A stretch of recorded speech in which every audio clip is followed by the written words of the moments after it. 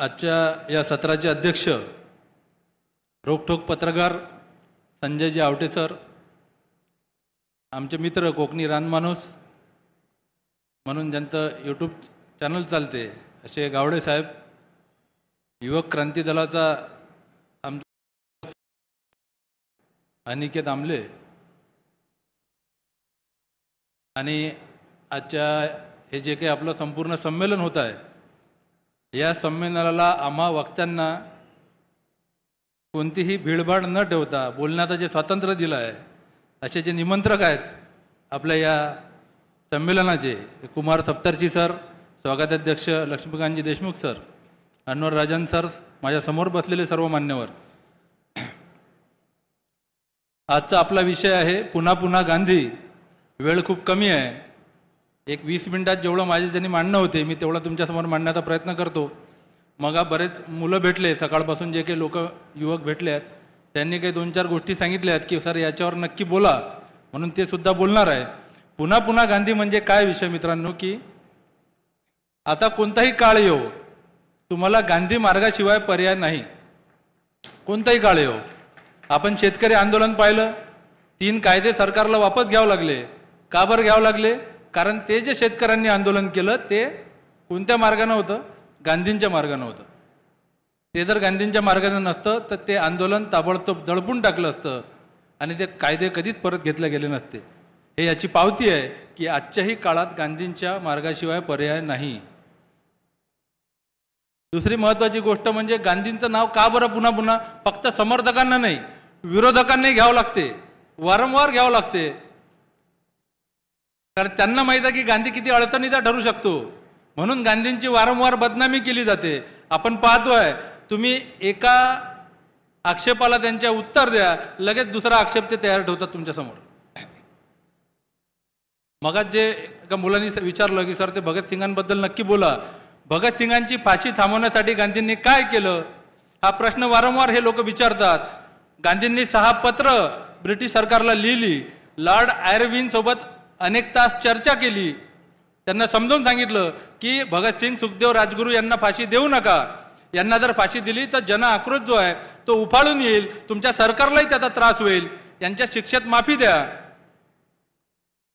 पण त्या काळातले जे काही ब्रिटिश सरकारमधले प्रशासकीय अधिकारी होते, जसे IPS अधिकारी, IAS अधिकारी आज आहेत, तसे ICS इंडियन सिव्हिल सर्व्हिसेसचे अधिकारी होते, ते सगळे ब्रिटिश अधिकारी होते.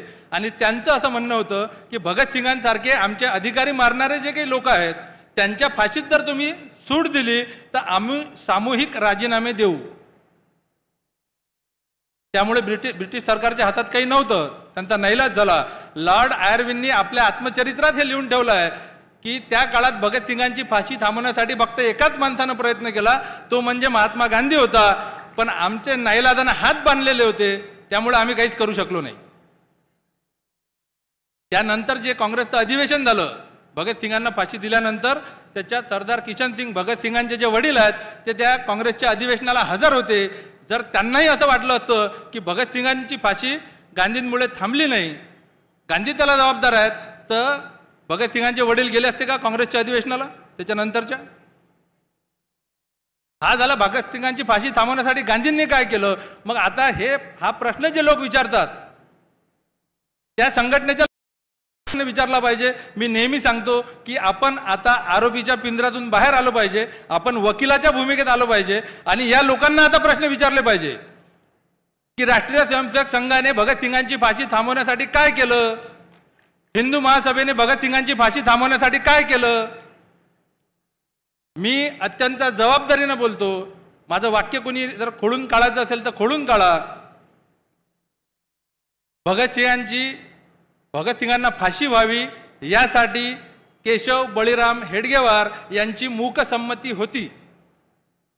अत्यंत जबाबदारीने बोलतो मी की हेडगेवारांची मूकसंमती होती. जर नव्हती, तुम्हाला जर हे वाक्य करायचं आहे तर तुम्ही सांगा की राष्ट्रीय स्वयंसेवक संघाने एखादा अर्ज दिला ब्रिटिश सरकारला की भगतसिंगाची, एखादा आंदोलन केलं, एखादा सत्याग्रह केला, एखादा मोठं उपोषण काही केलं, एखादा लेख लिहिला पेपरमध्ये, तेही जाऊ द्या. भगतसिंगांना फाशी दिल्यानंतर हे अत्यंत वाईट झालं. असंही म्हणायची ज्यांची हिंमत नाही ब्रिटिशांच्या धाकानं, ते लोक आज आपल्याला प्रश्न विचारतात की भगतसिंगांची फाशी थांबवण्यासाठी गांधींनी काय केलं म्हणून. आता आपण प्रश्न विचारले पाहिजे की तुम्ही काय केलं हे सांगा पहिले. काय त्यांना भगतसिंगांबद्दल अजिबात प्रेम नाही. भगतसिंग कम्युनिस्ट माणूस, नास्तिक माणूस, त्यांच्या विचारांच्या विरोधाचा माणूस. भगतसिंगांचा कळवळा नाही, पण भगतसिंगाच्या खांद्यावर बंदूक ठेवायची आहे आणि निशाणा कुठं मारायचा आहे? गांधीवरती. असा एक एक महापुरुष तुम्ही असं एक उत्तर देत राहा, ते लोक तुमच्यासमोर नवीन नवीन प्रश्न रोज उभे करत राहतील. त्यामुळे आपण आता उत्तर द्यायच्या भानगडीत न पडता त्या लोकांना सातत्यानं प्रश्न विचारत राहिले पाहिजे. आपण प्रश्न विचारत नाही. फाळणीसाठी गांधींना दोषी धरले जाते. माझं नेहमी म्हणणं आहे की गांधींचा एक असा प्रयत्न दाखवा ज्याच्यातून तुम्हाला असं वाटलं की या माणसाला फाळणी पाहिजे होती म्हणून. एक प्रयत्न दाखवा असा. फाळणी कोणी केली? फाळणीची सगळ्यात मुख्य मागणी कोणाची होती? जिनांची होती. फाळणी कोणी केली? सिरिल रेडक्लिफ नावाचा एक अधिकारी होता, ब्रिटिश अधिकारी. त्या अधिकाऱ्याने सांगितलं की मला या भारताची फाळणी करण्यासाठी 2 वर्षाचा कालावधी पाहिजे होता. दिले किती? 40 दिवस. 40 दिवस तो कधी याच्यापूर्वी भारतात आला नाही. त्याचा या भारताच्या भौगोलिक अवस्थेचा काहीच अभ्यास नाही. त्याच्याकडे ही जबाबदारी दिली. काय करणार आहे 40 दिवसात? त्यांनी जी रेष ओढली ती त्या रेषेनुसार, रेडक्लिफ लाईन ज्याला म्हणतात, त्याच्यानुसार भारताची फाळणी झाली.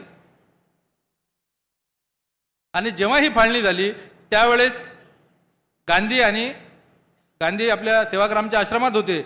नेहरू आणि पटेलांनी या फाळणीच्या करारावरती स्वाक्षऱ्या केल्या. गांधींकडे भेटायला आले, गांधींसमोर उभे राहिले.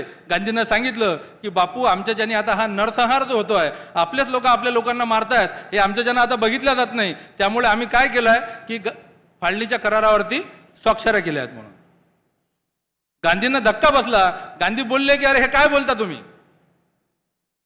त्या लॉर्ड माउंटबॅटनला सांगा, हा म्हातारा ऐकत नाही, मला एक शेवटचा प्रयत्न करून पाहू द्या फक्त फाळणी थांबवायचा.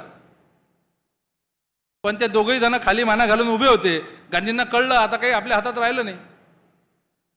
लॉर्ड आयर्विननी जेव्हा मोठेपणा सांगायसाठी इथून लंडनच्या पार्लमेंटमध्ये जेव्हा भाषण दिलं की आम्ही काय तीर मारले भारतात, कशी फाळणी केली, तेव्हा त्यांनी सांगितलं की या फाळणीला एकाच माणसाचा विरोध होता, मोहनदास करमचंद गांधी, आणि त्याला आम्ही बाजूला ठेवलं म्हणून.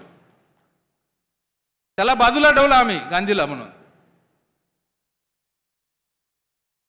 आणि हे लोक आता एक गोष्ट लक्षात घ्या, अनेक जण असा आक्षेप करतात की गांधींनी सांगितलं की माझ्या मृतदेहावरून ही फाळणी होईल वगैरे. एक प्रसंग सांगतो छोटासा की एक लढाई झाली, एका ठिकाणी एक युद्ध झालं. त्या युद्धात एक राजा आहे आणि त्या राजासोबत त्याचा अंगरक्षक आहे, बरोबर आहे. आता युद्धात लढाई करता करता तो राजा मरण पावला तिथं. त्याच्यासोबत अंगरक्षक आहे. अंगरक्षकाने प्रयत्न केले काय करायचे ते, नाही वाचू शकला, राजा मेला युद्धात. आता या घटनेचं वर्णन 2 प्रकारानं करू शकतो आपण. कोणते 2 प्रकार? एक असं की अंगरक्षक राजाला वाचवू शकला नाही आणि अंगरक्षकानेच राजाला मारलं. या 2 वाक्यात जेवढा फरक आहे तेवढाच फरक आहे. गांधी ही फाळणी थांबवू शकले नाही आणि गांधींनीच फाळणी केली. हे समजून घ्या, या 2 वाक्यातला फरक समजून घ्या.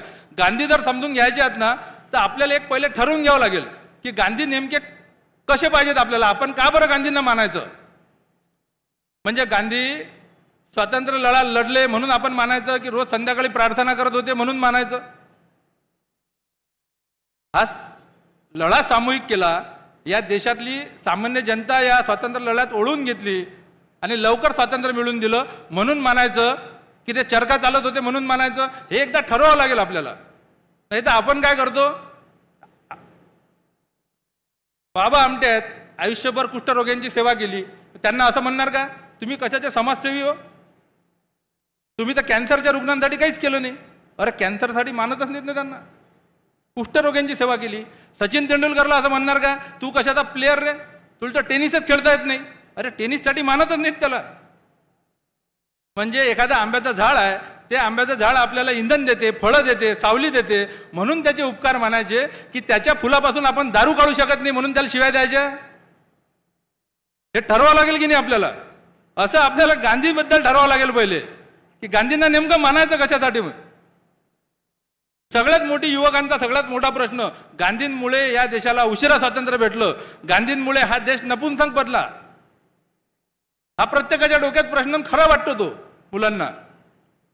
एक गोष्ट समजून घ्या की आपल्या देशात ईस्ट इंडिया कंपनीची सत्ता होती 1757 पासून सुरू झाली 1857 पर्यंत, 100 वर्ष. ईस्ट इंडिया कंपनी 1757 ते 1857, 100 वर्ष झाले. त्याच्यानंतर ब्रिटिश सरकारने ती सत्ता त्यांच्या हाती हस्तांतरित केली. मग ब्रिटिश गव्हर्नमेंट चाललं 1857 पासून. आणि गांधी कधी आले भारतात? साऊथ आफ्रिकेतून 1915 साली. 15 साली आल्या लगेच ते स्वातंत्र्य लढ्याचे नेते झाले नाही, पण आपण धरू 1915 साली भारतात आले. तर 1757 ते 1915 या 168 वर्षांच्या काळामध्ये गांधी कुठंच नव्हते. गांधींची अहिंसा कुठंच नव्हती. गांधींना कोणाला बंदूक लावली नव्हती की बाबू अहिंसेनंच काम कर म्हणून. मग या 157 वर्षात का बरं, 168 वर्षात का बरं देश स्वतंत्र होऊ शकला नाही? गांधींच्या अहिंसेनं देश नपुंसक बनवला की नाही? मग जर गांधीच भारतात नाही 168 वर्ष, मग तुम्हाला कोण अडवलं होतं बंदुका तलवारी हातात घ्यायसाठी, हा देश स्वतंत्र करायसाठी?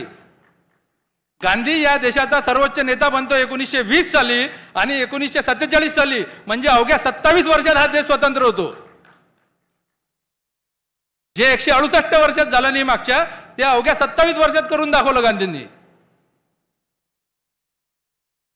आणि याच्याही पुढे जाऊन जी काही गांधींची अहिंसा आपण म्हणतो, फक्त ब्रिटिशांची सत्ता भारतात होती का?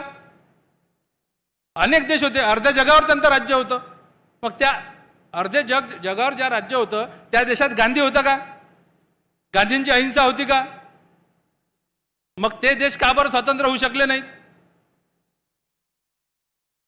हा प्रश्नच आपल्या डोक्यात, आपल्या समोर पडत नाही, आपल्या डोक्यात पडत नाही. आणि आपण मग गांधींवरती दोषारोपण करणं सुरू करतो. आणि इतका निर्भय माणूस, माझं जे पुस्तक आहे मजबूती का नाम, महात्मा गांधी, ते यासाठीच लिहिलं की एवढा निर्भय माणूस जो आयुष्यात कधी कुणाला घाबरला नाही, त्या माणसाला मजबूर म्हणायचं आपण. मजबुरी का नाम महात्मा गांधी. म्हणजे 157 त्या देशात, 70 देशात गांधींचे पुतळे आहेत. 70 देशात. 70 देशांना वाटते की आमच्या देशात गांधींचे पुतळे असले पाहिजे. ही त्या 70 देशांची मजबुरी आहे की गांधींची मजबुरी आहे? 170 देशात गांधींवरती टपाल तिकीट निघाले, हे टपाल तिकीट आपल्या देशात निघाले पाहिजे असं त्या देशांना वाटतं. त्या देशांची मजबुरी आहे की गांधींची मजबुरी आहे? या जगातल्या 600 विद्यापीठांमध्ये गांधी आणि गांधी विचार शिकवला जातो. ही त्या 600 विद्यापीठांची मजबुरी आहे की गांधींची मजबुरी आहे? गांधींना कोणाला बंदूक लावली माझ्यावरती पुस्तकं लिहा म्हणून? कालच आपल्या संमेलनाध्यक्षांनी सांगितलं की 1 लाखाच्या वरती पुस्तकं गांधींवर लिहिल्या गेली आहेत. या जगात सगळ्यात जास्त 1,08,000च्या वरती तो आकडा गेला आहे. त्या 1,08,000 लेखकांना वाटतं की या गांधींवरती आपण पुस्तक लिहिलं पाहिजे, त्यांचे विविध पैलू मांडले पाहिजे. ही त्या 1,08,000 लेखकांची मजबुरी आहे की गांधींची मजबुरी आहे? ज्या राष्ट्रीय स्वयंसेवक संघानं आयुष्यभर गांधींचा द्वेष केला, या गांधी द्वेषातून गांधींची हत्या घडून आणली. गांधींची हत्या झाल्यानंतर मिठाई वाटून आनंद साजरा केला. त्या संघटनेला सुद्धा प्रातस्मरणात गांधींचंच नाव घ्यावं लागतं. ही गांधींची मजबुरी आहे की RSSची मजबुरी आहे? या देशातले पंतप्रधान कुठंही काहीही बोलत असो, कोणाचाही उदो उदो करत असो देशात राहून, पण बाहेर देशात गेल्यावर मी गांधीच्याच देशातून आलो हे आपल्या पंतप्रधानांना सांगावं लागतं. ही गांधींची मजबुरी आहे की पंतप्रधानाची मजबुरी आहे? पंतप्रधान काही बोलत असले तर पंतप्रधान पदाची शपथ घेण्याच्या अगोदर राजघाटवर जाऊन डोकं टेकावंच लागतं. ही पंतप्रधानांची मजबुरी आहे की गांधींची मजबुरी आहे? मजबूर कोण आहे इथं? गांधी अजिबात मजबूर नाही. गांधी अत्यंत निर्भय माणूस, या आयुष्यात कधी कोणाला घाबरला नाही. जो त्यांचा गांधींचा एक किस्सा आहे जो आपल्या प्रत्येकानं निर्भयतेचा बऱ्याच जणांनी वाचला असेल की चंपारण्यात जेव्हा ते आंदोलन चालू होतं शेतकऱ्यांचं, तेव्हा गांधी तिथं गेले आणि तिथं निलावार म्हणून ज्या व्यापाऱ्यांना, ब्रिटिश व्यापारी होते त्यांना निलावार म्हणायचं, निळीची शेती करत होते ते लोक, जबरदस्ती करायला लावायचे आपल्या भारतीयांना आणि त्याचा व्यापार करायचे. त्या एका निलावारानं गांधींच्या विरोधात प्रतिज्ञा घेतली होती की हा गांधी जर कुठे एकटा भेटला ना मला, याला गोळ्या घालून खून करीन मी याचा म्हणून. हे गांधींना कळलं आणि गांधीनं काय करावं, रोज 5:30 वाजता उठणारे गांधी पहाटे 3:30 वाजता उठले, सकाळी तयार होऊन त्या निलावाराच्या त्या अधिकाऱ्याच्या घरी गेले. सकाळी अर्ध्या रात्री म्हणा, 3:30चा वेळ म्हणजे, आणि त्याचा दरवाजा वाजवला. तो चिडतच बाहेर आला की एवढ्या सकाळी कोण आला पहाटे आमच्या इथं. आणि गांधी म्हणतात की मी मोहनदास गांधी, मी असं ऐकलं आहे की तुम्ही अशी प्रतिज्ञा केली की हा जर कुठं दिसला गांधी एकटा तर याला गोळ्या घालून ठार मारीन. मी काय करू, माझ्यासोबत नेहमी कोणी ना कोणी असते, म्हणून मी आज चोरून तुमच्यापर्यंत आलो आहे. तुम्ही इथं या, गोळ्या घाला मला आणि तुमची प्रतिज्ञा पूर्ण करा. एवढा निर्भय माणूस. आयुष्यात 6 वेळा हल्ले झाले जीव घेणे, पण सुरक्षाने घेतली. आणि आज आपले पंतप्रधान शेतकरी आंदोलक असतात पुलाच्या त्या काठावर, आपले पंतप्रधान या काठावर, आणि इथं ते म्हणतात भगवान का शुक्र है मैं जिंदा बच के आ गया वापस.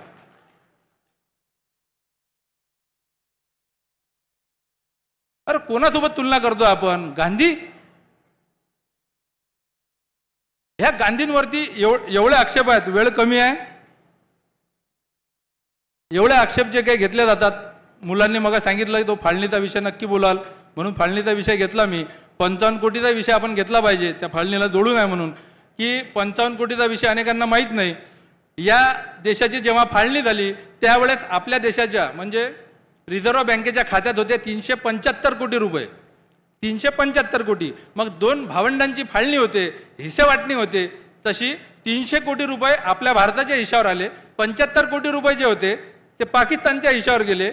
आणि ज्यावेळेस करार झाला तेव्हा तातडीनं त्यातले 75 कोटी रुपयापैकी 20 कोटी रुपये पाकिस्तानला देऊन टाकले. 75 पैकी 20 दिले, राहिले किती? 55 कोटी रुपये. हे पाकिस्तानच्या हक्काचे करारात लिहून दिलेले. ते 55 कोटी देणं बाकी होतं. आपल्या हिशावरती 300 कोटी रुपये आले होते. आणि गांधींनी उपोषण केलं. सांगतात हे लोक की गांधींनी उपोषण केलं की ते 375 कोटीपैकी 55 कोटी रुपये जे द्यायचे होते ते पाकिस्तानला दिले पाहिजे, म्हणून गांधींनी उपोषण केलं, असा दादांचा खोटा प्रचार हे लोक करतात. गांधींनी उपोषण केलं होतं यासाठी की हिंदू मुस्लिम दंगली थांबल्या पाहिजे दिल्लीतल्या. आणि त्यांनी सांगितलं होतं जोपर्यंत मुस्लिम आणि हिंदू दोघांचेही प्रतिनिधी एकत्र येऊन मला वचन देत नाहीत तोपर्यंत मी हे उपोषण सोडणार नाही.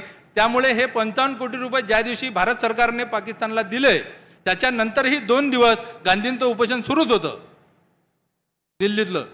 जेव्हा हे लोक आले, इतर दोन्ही हिंदू मुस्लिमांचे प्रतिनिधी, त्यांनी आश्वस्त केलं गांधींना की आम्ही आता भांडणार नाही. त्याच्यानंतर गांधींनी ते उपोषण सोडलं. मग 55 कोटी रुपये द्यावे अशी फक्त गांधींची नाही, चिंतामणराव देशमुख आपले गव्हर्नर होते त्यांची इच्छा होती. कारण की त्यांचं असं म्हणणं होतं की भारत पाकिस्तान हा जो करार झाला होता आपला, हा स्वतंत्र राष्ट्र स्वतंत्र देश म्हणून हा आपला पहिला करार होता आपल्या देशाचा. आणि आपण जर तो करार मोडला तर आंतरराष्ट्रीय राजकारणातली आपली जी काही प्रतिमा आहे त्याला डाग लागेल. लोक म्हणतील की हा देश विश्वासू नाही, याच्यावर भरोसा करण्यालायक नाही हा माणूस. त्यामुळे आपल्यासोबत पुढे कोणी करार करणार नाहीत, आपली प्रतिमा मलिन होईल, म्हणून ते 55 कोटी रुपये दिले पाहिजेत असं गांधींचं म्हणणं होतं. पण त्याच्यासाठी गांधी उपोषणाला बसले नव्हते. आणि वारंवार ह्या गोष्टी सगळ्या सांगायसाठी 55 कोटी, भगत सिंगांची फाशी, फाळणी, या गोष्टीमुळे नथुरामानं काय केला? महात्मा गांधींचा खून केला. मग आम्ही उदात्तीकरण करतो. आता बऱ्याच ठिकाणी मी पाहतोय कुठं कुठं मिरवणुकांमध्ये त्याचे फोटो मिरवतात. आजच्या युवकांना माझा प्रश्न आहे की नथुराम गोडसे याला जर तुम्ही देशभक्त म्हणायचं आहे तर याचं एखादं देशभक्तीचं कार्य तुम्हाला सांगावं लागेल की नाही? फाळणी केली महात्मा गांधींनी, म्हणून जर महात्मा गांधींची हत्या केली तर फाळणीचा विषय 1947 सालचा 47चा महात्मा गांधींवर 1934 सालापासून 6-7 वेळा हल्ले झाले. त्याच्यात नथुराम गोडसे सामील होता. मग फाळणी 55 कोटी हे जर 47च्या नंतरचे विषय आहेत तर 34 सालापासून का बरं गांधींना मारण्याचा प्रयत्न करत होता नथुराम गोडसे, हे तो त्याच्या बयानात सांगत नाही. तो जर राष्ट्रभक्त होता तर फाळणीची मागणी होती मोहम्मद अली जिनांची, सगळ्यात महत्वाची. मुस्लिम लीगचे नेते जाहीर बोलत होते की खून की नदियां बह जाएंगी लेकिन पाकिस्तान लेके रहेंगे. अशा एकाही मुस्लिम लीगच्या पदाधिकाऱ्यावरती किंवा मोहम्मद अली जिनांवरती या नथुराम गोडसेने एकही हल्ला केला नाही, त्याच्याबद्दल एकही अपशब्द बोलला नाही. ब्रिटिशांनी फाळणी केली, ब्रिटिशांबद्दल एकही अपशब्द बोलला नाही. त्याचं अग्रणी नावाचं मुखपत्र, त्याचं जे वृत्तपत्र होतं त्याच्यात एकही यांच्या विरोधातला लेख लिहिला नाही. मग का बरं देशभक्त मानाचं 80 वर्षाच्या म्हाताऱ्याला मारलं म्हणून? म्हणजे ब्रिटिशांच्या विरोधात लढला नाही, मुस्लिम लीग होती त्याच्या विरोधात एक शब्द बोलला नाही, मग देशभक्त मानायचं कशासाठी? आणि तेही कसं सांगायचं? कसं मृत्यू गांधींचा झाला तो सांगायचा कसा? एका समाजाला, म्हणजे युवक दूर झाले पाहिजे म्हणून भगतसिंगांच्या फाशीचा विषय, आंबेडकरी दूर झाले पाहिजे म्हणे बाबासाहेब आणि गांधींचं शत्रुत्व होतं, ब्राह्मण समाजात द्वेष पेरायचा आहे गांधींबद्दल म्हणून काय सांगायचं की गांधी मेले नसते तर ब्राह्मणांची घरे जळाली नसती. अरे गांधींनी आत्महत्या केली का? स्वतःला गोळ्या मारून घेतल्या का? नथुरामाकडे 2 ऑप्शन होते, गांधींना मारणे, गोळ्या न मारणे. अरे एका 80 वर्षाच्या म्हाताऱ्याला 3 गोळ्या खाल्ल्यानंतर काय ऑप्शन होतं मरण्याशिवाय? मग नथुराम गोडसेनं मारलं नसतं गांधींना तर ब्राह्मणांची घरे जळाली नसती असं नाहीत म्हणत. ते काय म्हणणार? गांधीजी मेले नसते तर ब्राह्मणांची घरे जळाली नसती. किती द्वेष आहे, टोकाचा द्वेष झाला. आणि नथुरामाला शूरवीर जेव्हा सांगतात तेव्हा आपण डी.जी. खोसला जे न्यायाधीश होते आणि जे नथुराम गोडसेला ज्यावेळेस फाशी दिली त्यावेळेस तिथं हजर होते, त्यांचा दाखला दिला पाहिजे. वेळही संपत आलाय. डी.जी. खोसला तिथं हजर होते, त्यांनी लिहून ठेवला त्यांच्या पुस्तकात की या नथुरामाला आणि आपटेला जेव्हा फाशी दिली तेव्हा आपटे लगेच त्याचा जीव गेला. यांना जेव्हा त्या बराकीतून बाहेर काढण्यात येत होतं त्यावेळेस नथुराम गोडसेचा आवाज चिरका झाला होता, त्याचे पाय अडखळत होते, पैर लळखळा राहते असं ते हिंदीत लिहिलेलं आहे त्यांनी. आवाज चिरका झाला होता, तोंडातून आवाज निघत नव्हता. आणि त्यांनी शेवटची इच्छा व्यक्त केली होती नथुरामाने की मला जर जगण्याची एक संधी अजून भेटली तर मी हे संपूर्ण जीवन शांतीसाठी या देशाच्या सेवेसाठी अर्पण करीन म्हणून. त्याचा जीव गेला. 15 मिनिटांपर्यंत त्याचा देह तिथं फासावरती फळफळत होता. त्याच्यानंतर त्याचा जीव गेला. या दोघांच्याही देहाचे अंतिम संस्कार तिथंच अंबाला तुरुंगात पंजाबच्या तिथं करण्यात आले. आणि त्यांची जी राख होती त्यांच्या दोघांच्या देहाची ती राजस्थानच्या घग्गर नदीमध्ये वाहून देण्यात आली. हे जे अखंड भारतवाले आज फिरतात कोणाची राख घेऊन फिरतात कळत नाही मला. अरे ते वाहून दिली ना तिथं घग्गर नदीत त्याच वेळेस, तुम्ही कोणाची राख घेऊन फिरता? आणि अखंड भारताचे स्वप्न सांगता तुम्ही. एक राष्ट्रीय स्वयंसेवक संघाचा असा प्रयत्न सांगून द्या फाळणी थांबवण्यासाठी की हे अखंड राष्ट्र राहिलं पाहिजे म्हणून तुम्ही केला म्हणून. यांनी केलं काही नाही, फक्त आरोप करायचे. आणि गांधींची खासियत की गांधींनी आयुष्यभर आरोप झेलले पण कधीच कोणावरती आरोप नाही केला. स्वतःचं काम ते करत राहिले. कधीच त्यांनी म्हटलं नाही की राष्ट्रीय स्वयंसेवक संघाने असं केलं नाही, सावरकरांनी तसं केलं नाही, हिंदू महासभेने असं केलं नाही, कधीच नाही. त्यांनी कधी कुणावर आरोप केले नाही, काम करत राहिले फक्त ते. आणि या लोकांनी आयुष्यभर केलं काहीच नाही, फक्त दुसऱ्यांवरती गांधींवरती आरोप करत राहिले.